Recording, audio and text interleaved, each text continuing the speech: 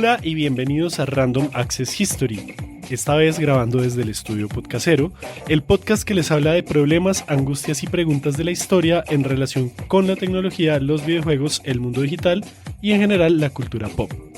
Como siempre estamos Elvis @Elvis con Z Rojas y José @JoseGeek LML. Estamos en redes como @podcastrah y nos pueden escuchar en todas las apps de podcast. Recuerden que en nuestro Patreon pueden apoyarnos con $1 mensual para recibir un montón de beneficios y así nos ayudan un montón. En este episodio vamos a hablar sobre el legendario héroe, el Zorro.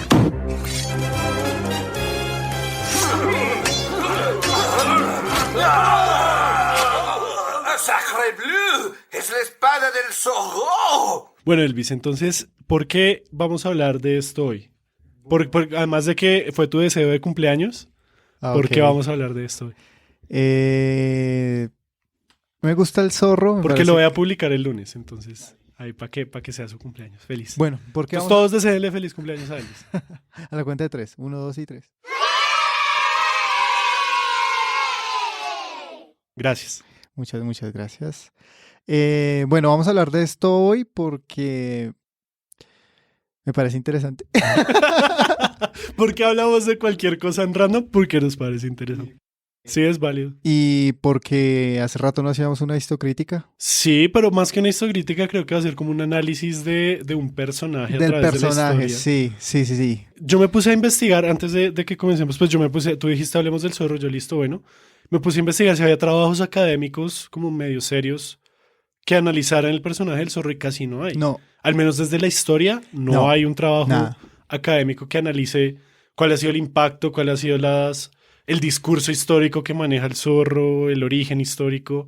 Wikipedia tiene buenos datos, no voy a mentirte, pero vamos para esa. ¿Qué? ¿N? ¿Qué significa la N? No, es una Z. Soy el zorro, Z de zorro. Quería que comenzáramos un poco con una especie de reseña del personaje como tal del zorro, ¿no? Porque... El zorro no es real. Primero, sí. Sí. Lamento haber roto esa fantasía. Santa Claus tampoco, pero... Pero tienen inspiraciones en cosas que tal vez sí pasaron. Sí. Por lo menos Santa Claus la tiene, Papá Noel. El personaje nace en 1919, es creado por Johnston McCulley y aparece por primera vez en una revista Pulp. ¿Tú sabes qué es la revista Pulp? Son esas revistas como Underground. Yo diría que más de decirse? Underground son baratas. O sea, eran como una especie de literatura barata producida en un papel que se hace con una pulpa específica de la madera y por eso se llaman Pulp. Que si quieren más, pues véanse los primeros 5 segundos de Pulp Fiction. Sí. Ahí les explican bien qué es un pulp. Pero básicamente es una especie de literatura barata, cómic, más o menos como historieta gráfico, que presentaba siempre personajes así, héroes, justicieros, pero eran como varios, ¿sí? Pero de ahí salieron muchos personajes y muchas inspiraciones para los cómics actuales, para la industria del cómic, que ya conocemos como DC, Image, Marvel y Dark Horse y todo eso.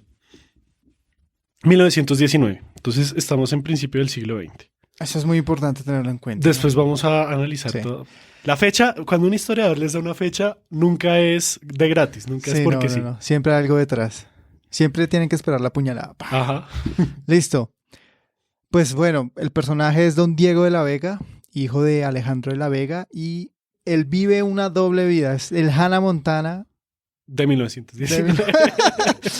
Pues ahí me parece muy interesante, pues que de ahí viene también y nos perdonarán los de estúpidos, ese tropo de vivir una doble vida que por un lado es un noble, básicamente un noble, creería yo, muchas veces es español, o sea, tiene ascendencia española, innegablemente, es un noble español, que vive en este caso, en la mayoría de los casos, en California, que para la fecha en la que ocurren la mayoría de cosas del zorro, que es principios del siglo XIX, 1820 más o menos, es una parte de México.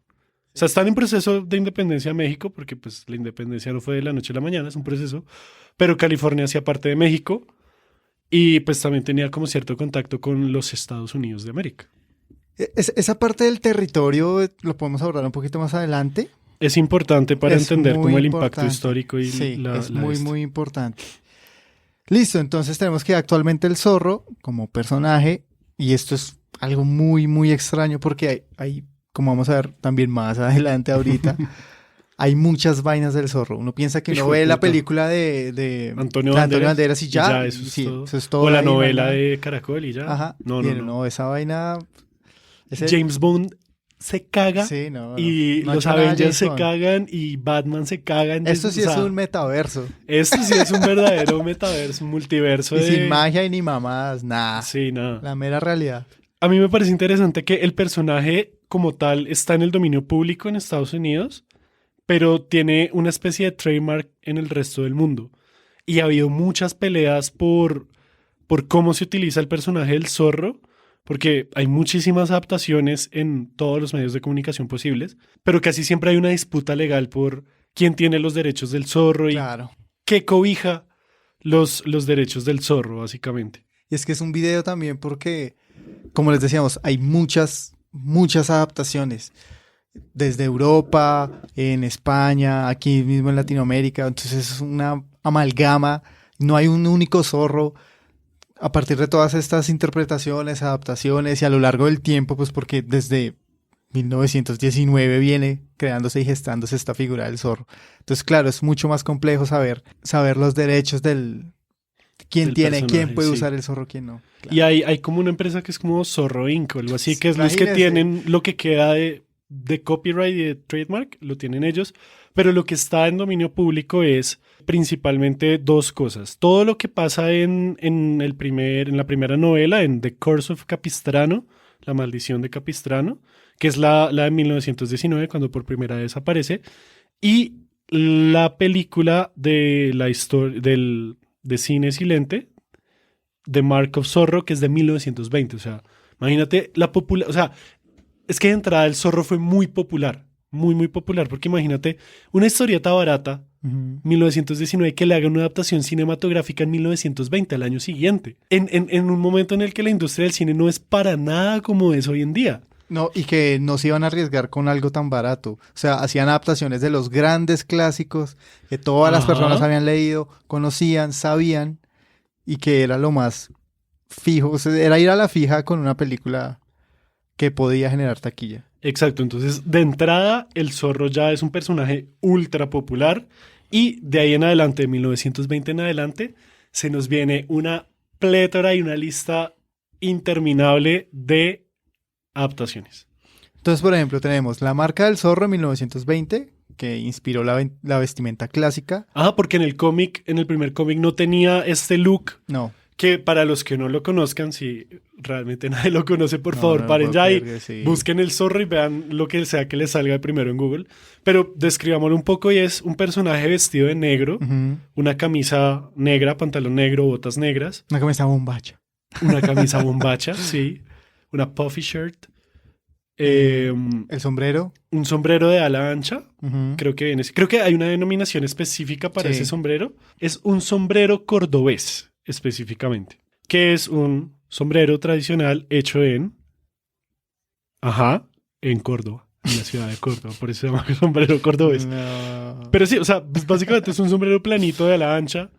O sea, coge un sombrero volteado y quítele la personalidad y le queda un sombrero cordobés, más o menos. Lleva una máscara que es como una especie de pañoleta que se amarra atrás. Frente a la barba, el bigote y eso, pues. Ha varía. habido variedad, pero Sí, ha habido variedad. normalmente se le representa con un bigote. Bigotillo. Un bigotillo ahí. O sea, ahorita Elvis está agarrando el bigote y lo está así? tocando como el violín más pequeño del mundo. Esa es la vestimenta del zorro y esa aparece, digamos que por primera vez en la película de 1920. De ahí en adelante hay muchas más adaptaciones. Les vamos a contar las que nos parecieron más interesantes o más importantes en la historia del personaje. La verdad, a mí me tramaría que este episodio lo hubiera hecho Te lo resumo. Sí, O sea, sería un interesante. un sería video muy de Te lo bacano. resumo como la historia cinematográfica del zorro. El ascenso y la caída. Ajá. Tiene caída. Entonces, después de la de los 20, llega La Marca del Zorro, The Mark of Zorro. Zorro, El zorro. de 1940, realizada por la 20th Century Fox. Y esta, pues, la protagoniza Tyrone Powell. esa también, digamos, Mark of Zorro, pues es como un remake. Ujú. O sea, imagínese, en 1940 ya estaban haciendo remakes de películas de hace 20 años. O sea, no demoran en sacar remake ya de la de Antonio Banderas. Ya van tarde incluso. Pero bueno, Luego sigue... pues, obviamente entre todas estas hay más sí. que no nos interesa tanto contar porque no nos parecen tan chéveres o tan importantes. Luego sigue El Zorro, por supuesto, la serie de TV producida por nada más y nada Los menos que el estudios. imperio más bonito del mundo, Disney. Más feliz del mundo. Sí. Más feliz, sí. Estaba de Por los 1900... estudios Walt Disney Pictures. Out of the night, when the full moon is bright, comes a horseman known as Zorro. Estaba de 1957 a 1959, 2 años, 2 temporadas. Esta se sitúa en 1820 y tiene como protagonista a Guy Williams. Yo me vi, está en Disney Plus. De todo lo que hemos hablado hasta ahora y de lo que vamos a hablar, es la única que está en Disney Plus. Sí. Es buena. Me entretuvo. O sea, para hacer una producción de 1957 y todo lo que quieras, me pareció buena, me hizo reír.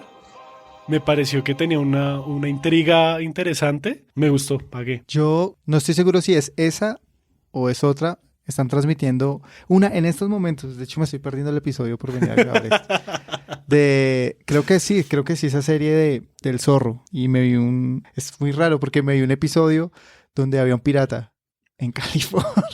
Sí. Sí, es probable, está pero bien, pues está no bien. sé, muy loco, muy extraño.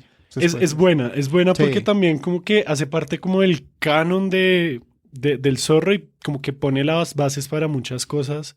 Y explora un poco el mundo del zorro. Ajá. Sí, porque Cosa que las películas no son hacen. casi 80 capítulos, o sea, cada temporada son 39 capítulos de un poquito más de 20 minutos, entonces ahí se alcanza a explorar mucho Claro. los personajes, la relación con el papá, con los asistentes, con el pueblo y demás. Claro, y se puede ver la organización como este Ujú. imaginario que tenían los gringos de Ajá. esa California incipiente. Sí. Y de esa serie salieron 2 películas. Una que se llama The Sign of Zorro, que es, o sea, los manes cogieron los primeros 13 capítulos. Eso me parece re loco porque no sé si hoy en día todavía puedan hacer eso. Cogieron los primeros 13 capítulos de la serie y los editaron de tal forma que eso hiciera una película. Sí, se podría. Sí. Pues digamos, hay una temporada de Futurama que son básicamente 4 películas. Ujú. Entonces se puede hacer, pero no sé si los estudios hoy en día se atreverían a, por ejemplo, sacar una película de Breaking Bad a punta de recortar una temporada, por ejemplo. No sé. Yo vería algo así como algo de padres e hijos, lo vería más como novelesco, Sí. como algo así, una historia muy larga, cortarla y logra hacer una película. Pues. Entonces está The Sign of Zorro, que son los primeros 13 capítulos, y luego Zorro the Avenger, El primer Vengador.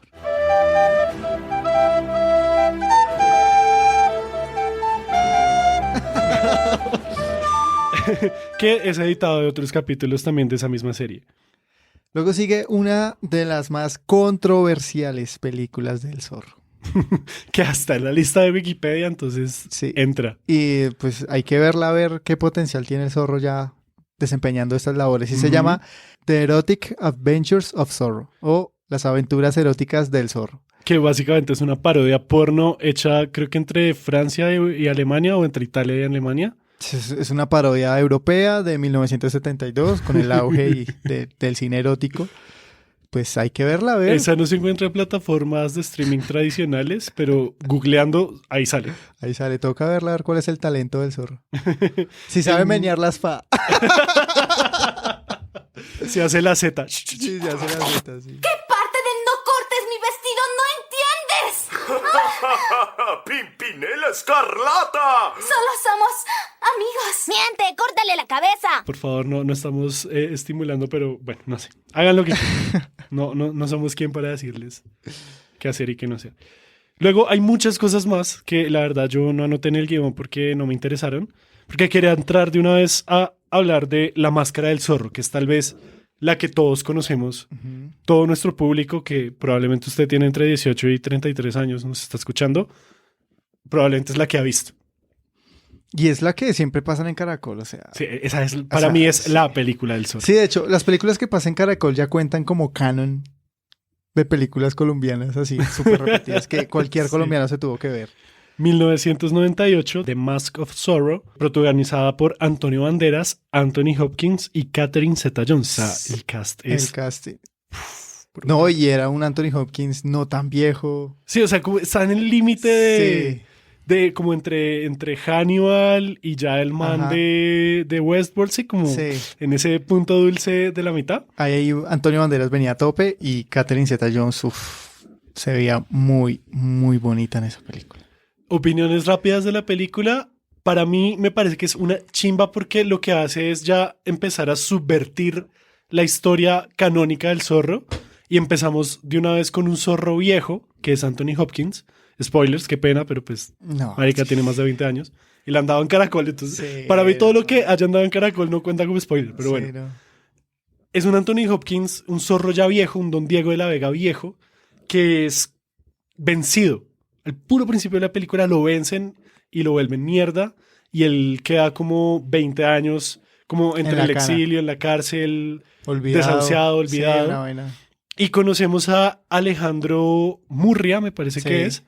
que es Antonio Banderas, que va a recibir el manto del zorro, a ser entrenado por el zorro y a recibir, digamos, esa identidad y ese manto para volverse digno de seguir con el símbolo. Entonces me parece bacano, me parece muy bacano eso, cómo hacen eso en esa película. Además, la película tiene un buen ritmo, hay escenas chistosas, las escenas de acción Son buenas. son muy buenas, tiene las coreografías. las coreografías, tiene buenas locaciones. Cuando usan Sí. pantalla verde sí se nota en ciertos O atardeceres. fondos pintados. O fondos se nota pintados, y es resto. como... Pero en general es muy entretenida. La película no es mala. No, es chimbita, es entretenida. Es buena. Antonio Banderas estuvo entrenando con el equipo olímpico de esgrima de España como por 6 meses. Y después fue a entrenar ya para la película con Anthony Hopkins y con Catherine Zeta-Jones. Entonces, chimbita. Aguanta. Los besos son incómodos. Uy, sí, sí. Y cuando el man cuando está peleando con ella y se pone a darle besos, es como, man, no. Pero en general es No es una muy, buena muy técnica de pelea ponerse a besar al contrincante. No, si fuera Y esto Catherine es Zeta-Jones, 100% históricamente preciso. No es buena idea darle besos al oponente mientras se pelea. con esta película viene una película que no recuerdo muy bien y tampoco quiero ver, que se llama La leyenda del zorro, que ¿Qué es es? la secuela Ujú. que sale en 2005, que también protagoniza Antonio Banderas y Catherine Zeta-Jones. Ujú. Ya ahí Anthony Hopkins no está. Y ya Ahí lo tienen un funaron. hijo que se llama Joaquín o Alejandro. Joaquín. Joaquín. No, yo no me acuerdo No, de esa no la película. recuerdo. Y no está en plataformas, entonces no me la vi. No, o sea, No existe. no me importa lo suficiente para piratearla. Con Y- eso le digo sí, todo. sí, no. Después de esta secuela viene algo que nos parece muy interesante y que yo había ocultado de mis Estaba en el recuerdos. Y inconsciente estaba por en el allá. inconsciente por allá, hasta que empecé a buscar sobre este tema, y es El zorro, la espada y la rosa. ¿Les suena eso? Yo tengo recuerdos muy vagos de ver que eso existió, pero no recuerdo haberla visto. Y es una novela colombiana, o sea, Ujú. producida por RTI, creo que Fox Latinoamérica, si no estoy Sí. mal, Fox o Sony Latinoamérica y Caracol. O sea, es una novela colombiana del zorro. Buenísimo, pero no recuerdo haberla visto, no recuerdo Yo nada de eso. sé que el zorro era Christian Meyer. Ay, no recuerdo nada. Me acuerdo que sí me senté a verla con mi mamá, pero no recuerdo un capítulo específico, sí que trataba, dónde estaba ubicada más o menos, qué mezcolanza iban a meter, Sí. ¿no? Que sería muy bueno analizarla. Y bueno, hay muchas adaptaciones más. Me sorprende la cantidad de medios en los que ha aparecido. Cómics, Sí. novelas escritas, teatro, radionovelas, sobre todo a mediados del siglo XX. Videojuegos hay un montón. Del Wii, del DS, del PlayStation. Animes también. Hay un anime que es como, no sé, ¿sabes? El zorro en anime.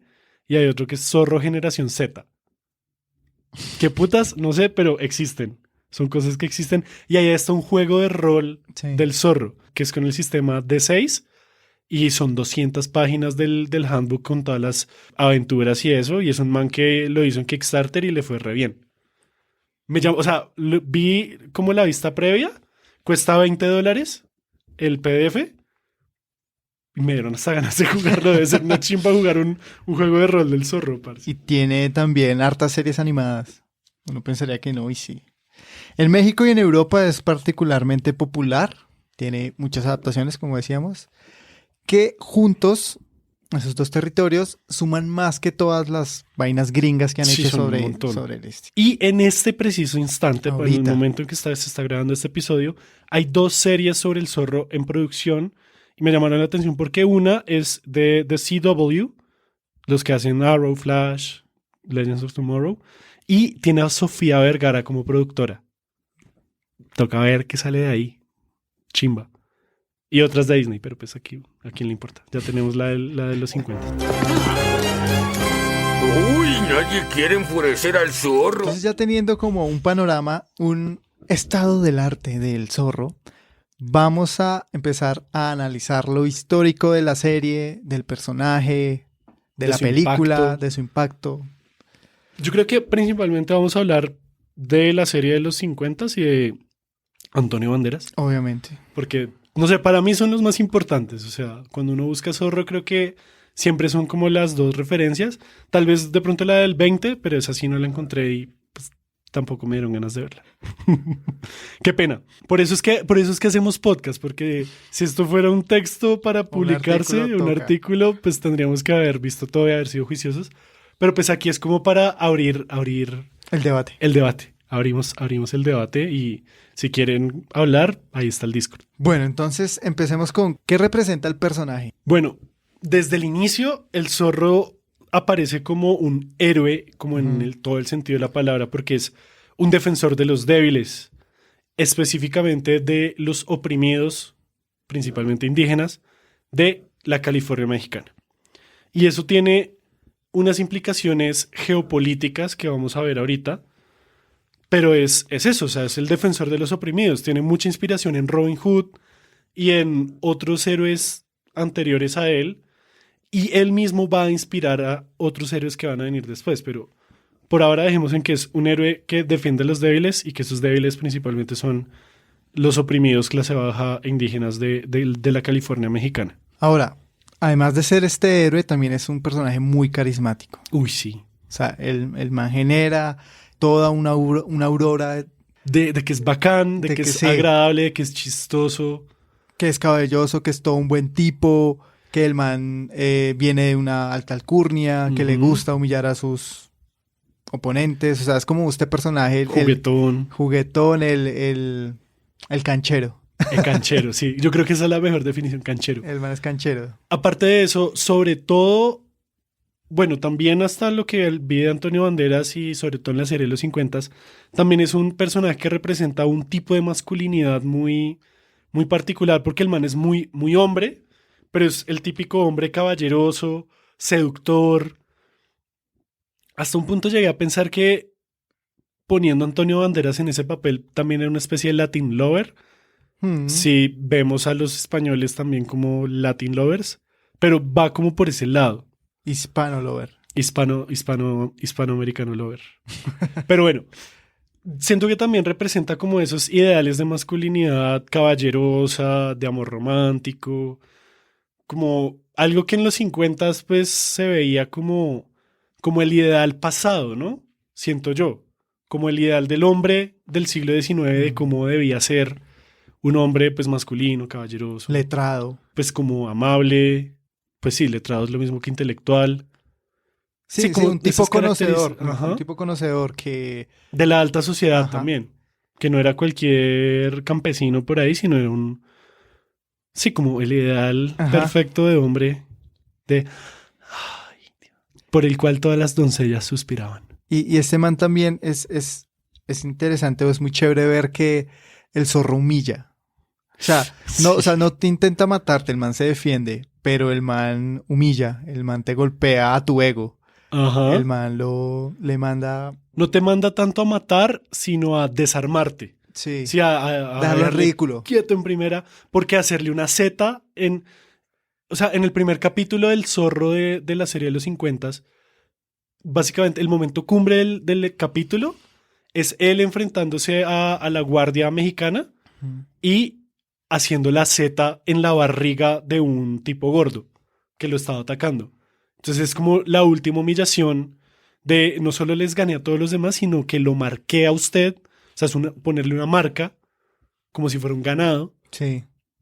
de mi firma personal. Ya usted no, o sea, ni siquiera a usted en Halo cuando le hacen T-Bag usted queda tan humillado, parce. Entonces también, ¿no? Es que es más inteligente que fuerte, o sea, pone por encima su inteligencia. Utiliza el medio entorno, utiliza su entorno para defenderse. Bueno, eso ya también puede ser algo muy Jackie Chan. Sí, de la pero película. antes lo hizo el zorro, Claro. de todas formas. Eso también me parece muy interesante y es como él no es más fuerte que los demás, sino que es más hábil, tiene más destreza, más dexterity. O sea, el man le subió dexterity, carisma y wisdom. Y ahí ya ustedes tienen un zorro. He venido a devolver el reino al rey Arturo. Es una clase de historia llevada a la pantalla. No, no lo es. Nada de eso es cierto. Aquí vienen los ninjas.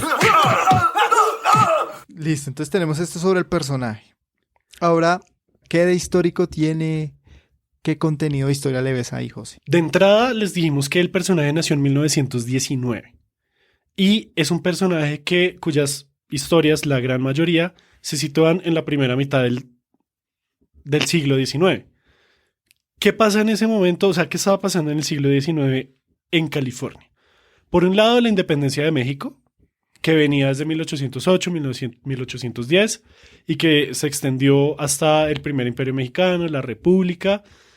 Hay un Y episodio. está en un proceso que va, sí, pues pueden ir a escuchar Volver al Presente sobre la Revolución Mexicana y ahí pueden entender mejor. Y eventualmente Estados Unidos conquista, invade, compra, Alienta. quita las malas. Toda esa parte occidental de América del Norte se la quita a México. Lo pierden en una guerra, de hecho. Ya es de donde viene lo del Álamo y no sé qué, pero bueno, eso es en Texas. Pero estamos en un contexto histórico en el que esa California es supuestamente una California mexicana que se está independizando de España. Entonces hay facciones españolas, hay facciones, en la serie la muestran no mucho, pero medio aparecen estadounidenses. Ujú. Igual hablan en inglés en la serie y demás. Sí. Y hay pues facciones mexicanos que siempre son pintados como los malos. Los mexicanos en la serie del Zorro, el gobierno de México y sus brazos armados, que el alguacil, el sheriff, lo que sea, el ejército, el general, siempre son los malos porque son los déspotas. Ujú. Y eso, digamos, un poco en el contexto en el que salió el Zorro y que ha venido saliendo el Zorro desde 1919 hasta hoy, tiene unas implicaciones geopolíticas de relaciones entre Estados Unidos y México que son muy tensas. Sí. Porque ¿qué estaba pasando en el 19? La Revolución Mexicana. Sí. Entonces es también un mensaje geopolítico de Estados Unidos hacia México, diciéndoles como un poco, hay una lectura que dice que el Zorro, como él es español, tiene un mensaje antimexicano, básicamente. Ujú. ¿Sí? Y es un mensaje antimexicano para poder justificar el hecho de que Estados Unidos haya, entre comillas, liberado a California. Porque incluso en la serie y en algunas películas se muestra ese sentimiento de que los californianos, o sea, ya se está hablando de algo local, Sí. querían ser independientes de Sí. México. Entonces, es un mensaje geopolítico muy denso y si ustedes ven la serie o ven la peli, incluso en la película de Antonio Banderas, se puede ver eso. Ahora bien, claro, México pasa por todo este periodo revolucionario, queda súper débil, súper fracturado también, su poder no es muy estable. Y estas tierras lejanas del norte de México, pues estaban, a diferencia de lo que se muestra en las series, donde habían grandes hacendados y grandes terrenos, eso era baldío. Eran sí, no habían grandes terratenientes ni grandes haciendas como se muestran en las películas y en la serie, sino que más bien eso estaba lleno de órdenes jesuitas, órdenes de misiones religiosas que pretendían un poco expandir el territorio. Entonces ese territorio siempre fue como medio abandonado por México, medio como dejado. Sí, o sea, igual ahí también hay una cuestión y es como el control territorial de estas nuevas repúblicas y ni siquiera las nuevas repúblicas, del Imperio Español. Sí. No, o sea, cuando uno pinta un mapa del Imperio Español y muestra todo lo que estaba coloreado, el imperio, donde Sí, nunca claro, se lo pone el grande sol. que era. Esos mapas lo que a ti te hacen pensar es que todo eso estaba ocupado y todo eso estaba controlado. No, Lleno, no. en realidad eso era que por allá había un pueblito, una misión en la cual había 5 curas, di tú, y un montón de indígenas. Y ya. Y ya, y de vez en cuando les llegaba correo. Y ese era el límite. Y ya, sí. Entonces no es que todo el territorio estuviera controlado, sino Claro. que había poblaciones. Ajá. Entonces, este territorio es como medio baldío y en la serie en la serie y tanto en la película, pues no lo muestran así, ¿no? Lo muestran grandes entidades, que es un control de gente del berraco. Entonces me parece que de entrada lo que este personaje y las películas nos quieren mostrar, pues es algo fantasioso. En 1820 no habían esos territorios. No había ese gran poder económico que se entiende porque después, cuando Estados Unidos anexa el territorio de California, lo que es Texas, Austin, Todo lo de sí, el Luisiana, sureste. Luisiana para allá, o sea, Ajá. después de la compra de Luisiana, toda la parte occidental de Estados Unidos. Esa parte que es donde viene la fiebre del oro, como todos estos Ujú. grandes yacimientos. Entonces se tiene ese ideal de que esa región siempre fue próspera, de que siempre hubo ahí capital, siempre hubo economía, siempre hubo emprendimiento. Chava, No, gente nada echada de para eso. adelante. Sí, no. Y los californianos. Entonces, Ajá. ahí, por ejemplo, si quieren pueden ir a YouTube y ver el video sobre la senda de Oregon, sobre Trail of Oregon, que ahí explicamos también muy bien toda esa cuestión del viaje hacia el oeste, hacia el viejo oeste. Pero es precisamente eso también lo que me gusta mucho de la película de Antonio Banderas, y es que se sale del contexto de 1820 Sí. para meterse en un contexto 20 años después, que es justo 1840. antes de la guerra y justo antes de la fiebre del oro, y eso se alcanza a ver al final de la Sí. película. La pelea final ocurre en una mina de oro. Eso está muy bien logrado. Y está muy bien hecho porque es precisamente eso lo que se buscaba. Y ahí hay una escena en la que ellos quieren que California se independice. Eso está basado en, digamos, más o menos una idea que California alcanzó a ser independiente técnicamente Sí. por una tecnicalidad por 25 días. En esa época, en Sí. esa década antes de que se anexara a Estados Unidos, querían independizarse de México. Entonces también y hoy en día, en el siglo XXI hubo o hay, no sé si todavía exista, un movimiento Movimiento, sí. independentista de California, pero no se han podido salir de la Unión, porque para que se salga un estado de la Unión, tiene que votarlo todo el Congreso. Sí.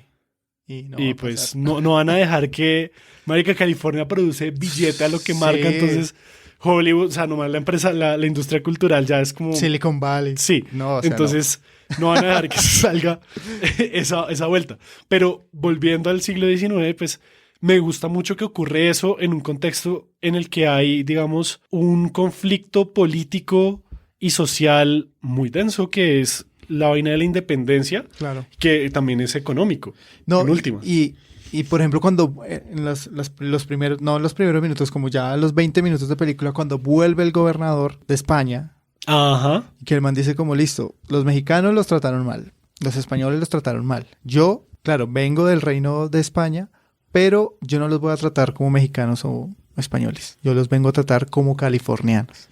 Exacto. Ahí marca ese discurso de lo que tanto habla José, y es sí, esa incipiente noción de nacionalismo y de su región, de ese regionalismo californiano. Ujú. Unos ideales que no son claros aún. Y que igual, bueno, tal vez, no sé si para esa época fuera tan así, pero sí había una noción de que en esta tierra hay muchas oportunidades y hay ciertas personas que quieren capitalizar eso. Ciertas personas que, por supuesto, también venían de la costa este de Estados Sí. Unidos, de Nueva York, de Boston, de Filadelfia y todo eso, que son los que a mediados del siglo XIX van a viajar para la fiebre del oro con sus capitales, o incluso trabajadores empobrecidos que viajan y luego regresan después de haber trabajado en esa fiebre del oro. Hay una cosa muy importante y sería chévere hablarlo, y es que han habido varios ejercicios de historia contrafactual de qué pasaría si México no hubiera perdido sus territorios. Entonces dirían que es como la tercera economía más grande del mundo, que los yacimientos de petróleo que habrían en Texas, pues eso hubiera cambiado. Pero es imposible saberlo. Porque igual perdieron la guerra. Igual ¿no? perdieron la guerra. No sabemos si se hubieran anexado, si Si hubieran hubieran encontrado- independizado. Ajá, sí. se hubieran independizado después, si la industria se fuera desarrollado de esa manera. Entonces hay Ujú. muchas cosas que juegan. Tal vez la revolución hubiera sido más brava. Ya no tendríamos tejanos ricos. O sea, imagínense el mundo sin tejanos ricos. Sin Dom Dimadom, Doño del Domodim de Dimsdale. Otra cosa que me parece muy interesante y es como parte del discurso que manejan en El Zorro es una especie de romantización de la época colonial española, como ennobleciendo al antiguo régimen, ¿sí? A la cuestión de la nobleza, del amor cortesano, de esas relaciones de la élite, y pues que también hace parte de una cosa que estaba pasando en Estados Unidos también en esa época, que precisamente tiene que ver con estas relaciones con México, de poder, digamos, legitimar esas anexiones, que es lo que ha pasado con muchas cosas en la historia que pasaron en el siglo XX y XIX, que se cuenta la historia de tal forma Ujú. para legitimar algo que está pasando en el presente. Sí, ya te hemos hablado de varios ejemplos de eso, ¿no? Ujú. Sobre todo con la violencia aquí en Colombia ha pasado mucho de que se intenta contar un tipo de historia para argumentar o defender ciertas posturas del presente. Señor, exijo una satisfacción. Lo reto a un duelo. Hablemos también un poco del significado, para ya ir cerrando, del personaje en la historia. O sea, no tanto de la historia en el personaje, sino del personaje en nuestra línea del tiempo. Y me parece muy bacano que el Zorro es uno de los primeros héroes, sino superhéroes.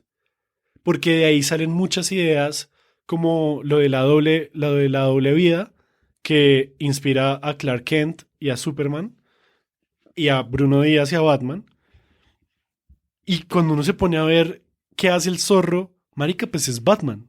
Sí, o sea, en Batman no hay nada nuevo, el Zorro ya lo había hecho todo.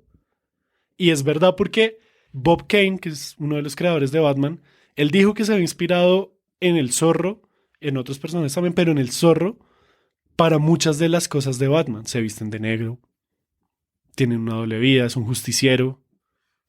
Entonces, eso me parece muy, muy importante. A mí del Zorro me parece muy chévere esta idea de en cómo se ha conformado a través de los años, cómo su imagen, todo, cómo se ha vuelto un ente cultural tan grande que en Los Simpson lo parodian muy bien. Sobre todo con esa parte de Pimpilena Escarlata. Sí. Es muy bueno porque también es otro héroe que, pues ya de la parte de Europa, de una escritora húngara, si no estoy mal. Y pues es muy chistoso porque tiene muchas similitudes con ese personaje. Entonces que los Simpsons le hayan hecho como Pimpinela Escarlata estuvo primero que el Zorro es un golpe muy, muy fino. De hecho, la influencia del Zorro en Batman es tal que en varias adaptaciones de Batman, cuando matan a los papás de Bruno Díaz, ellos están saliendo de ver The Mark of Zorro en el cine. La marca del Zorro, la del 40 o la del 20, dependiendo de la fecha. Eso me parece muy bacano. También está, por ejemplo, El Llanero Solitario, Sí. que tiene una inspiración clarísima en el Zorro. Y pues eso me gusta mucho. También ¿Cómo me parece olvidar a Simón Bolívar? Ese personaje. inspiradísimo en el Zorro, por supuesto. Tanto así que llamó casi a su caballo Tornado. Pero le dijeron, "¿Cómo no? Toca Paloma". Oiga, sí, el Tornado. Sí, es un personaje También también es- muy importante, ¿no? El caballo, el que cabalga. Ujú. Que también tiene mucho que ver con la idea de masculinidad y del oeste y todo eso. Sí, Es ya de ahí está viene también la estética del western. Más y metido el demás. western. Eso me parece muy bacano y la verdad es que si realmente uno se pone a mirar todas las referencias que hay al Zorro en la cultura popular, lo va a empezar a ver en todas partes. Sobre todo pensando en que este personaje sirvió de inspiración para los grandes héroes de nuestra época. Eso me parece muy, muy teso. Sí, Que igual haya es, sido un personaje como el Zorro. igual es esta idea de que pues el zorro ayuda a los débiles, ¿no? Los protege. Pero hay algo que tiene de particular el zorro y es lo que te digo, lo que humilla. Como con frases, como con comentarios así todos ácidos. El man es un irreverente, el man es un irreverente total, en un caballo. ただいまより重大なる放送があります。全国の聴取者の皆様、ご起立願います。天皇陛下に Entonces, como les habíamos contado, los datos random van a recibir una reestructuración, principalmente porque haciendo volver al presente y Random Access History ya estamos un poquito más estallados. Entonces, con ustedes el nuevo formato de los Datos random. y hoy le toca a el Vizor, el Visconde. Bueno, yo traigo un tema muy, muy raro, interesante, conspiranoico, lo pueden tomar como quieran, y se llama la Operación Avispa. Y esto es un nombre que aquí en Colombia se le ha dado a el sistema utilizado por un partido o un movimiento político que busca obtener varios puestos en las elecciones mediante la participación de listas dentro de un sistema consciente y residual electoral. O sea que Es un análisis a ver, matemático te cuento. Ok. donde se elige un número de escaños para un cuerpo colegiado Siga, yo después intento traducir. y se emiten un número de votos válidos. Se establece un consciente, el cual servirá para repartir esos votos. A ver, lo que yo entiendo de la Operación Avispa es que fue una estrategia implementada en el siglo XX. Sí. Sí. Tú me vas corrigiendo si estoy mal, porque igual los dos revisamos esto. En la que en vez de mandar una sola lista a dito del Congreso, Cámara y Senado, se mandan varias listas como dirigidas a lugares específicos, apuntándole no a que quede toda la lista, sino que quede al menos el primer puesto de la lista. Y eso fue la Operación Avispa, que fue aplicada o sugerida o inventada aquí en Alfonso Colombia López por... Michelse, para designar como su táctica electoral, que desde los 80 se generalizó en Colombia. Entonces es toda como una forma de... Toda, sí, es la idea maquiavélica, por así decirlo, de Sí. lograr una cierta cantidad de personajes electos a partir de la división de las listas de las electorales listas no tanto sublistas, sino como ponerle lista liberal 1, liberal 2, liberal 3, y esa lista se presenta solamente para la Cámara en tal parte, y es no buscar que todo el mundo vote por una sola lista, sino buscar que varios grupos de personas voten por diferentes listas, pero garantizar que al menos quede la primera persona de cada lista elegida. Es decir, en vez de poner a Gustavo Bolívar como número 1 de la lista y a los demás al resto, pues se pone cada uno como cabeza de una lista diferente, esperando a que todos queden electos. O pues eso es lo que yo entiendo, creo que sí es así. Sí, sí, sí, sí. Y pues aquí el dato random es que eso pasó en Colombia. Ya, Pues sí. colorín colorado. Por ejemplo, en las elecciones de 1990, pues para convocar y elegir una Asamblea Nacional Constituyente, el Partido Liberal Colombiano inscribió un número muy amplio de listas, muchas de las cuales pues lograron un único escaño por residuo.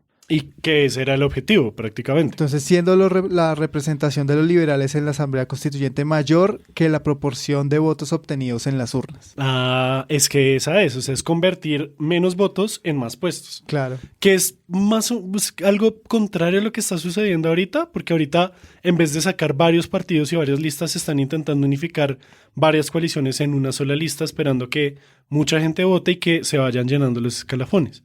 O sea, le apuntan a tener varios puestos de una sola lista. Claro. Pues la idea Muy es interesante. congregar, pues porque ahorita hay mucha más variedad de representantes. Ajá. Es mucho más variado, hay muchos y la gente se confunde. Entonces la idea es que las personas voten en un solo Bloque, sí. bloque y esos votos dentro se los reparte. Interesante porque yo también creería que hoy en día con el acceso a el mundo de datos que hay, o sea, a Big Data, que obviamente todos los partidos tienen, sería hasta de pronto más fácil poder seccionar, porque así funciona el mundo digital, ¿no? Seccionando por, ¿cómo se dice? ¿Por poblaciones? ¿Muestras? Sí, como seccionando los públicos, los votantes, y yendo al target que sí es. Pero Claro, pues bueno, no de sé. una. Yo no sé nada de política, yo Ni de solamente sé elecciones. de la historia del zorro.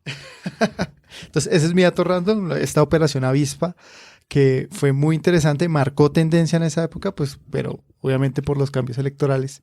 Y por los cambios, sí, como en el sistema En el político, sistema político colombiano también. después del 91, que se abrió un poco más. Y ya no era el bipartidismo de siempre. No, pues imagínate. Claro. Debe ser una locura eso. O sea, no te pasan Tantas un listas. tarjetón, sino la cartilla del IFEX que llenaba uno antes. Luego, ¿por quién vas a El votar? IFEX. Y bueno, muchas gracias por escuchar Random Access History.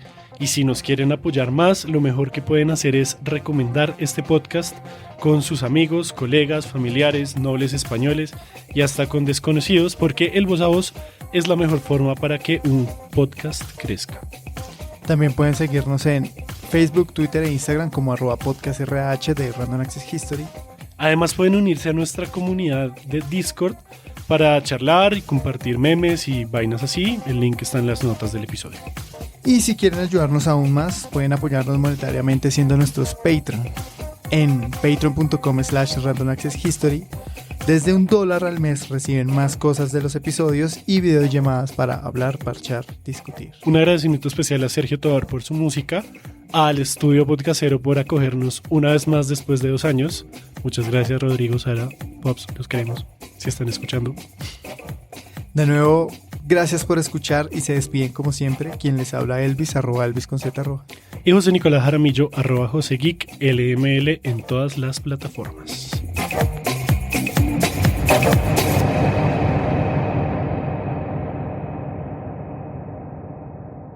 ¡Viva Zorro! From the Z to the O to the double R-O, he's a dude in a mask from the barrio. With his horse and his mask and his big old sword, he'll cut your butt from a 52 Ford. Goodbye.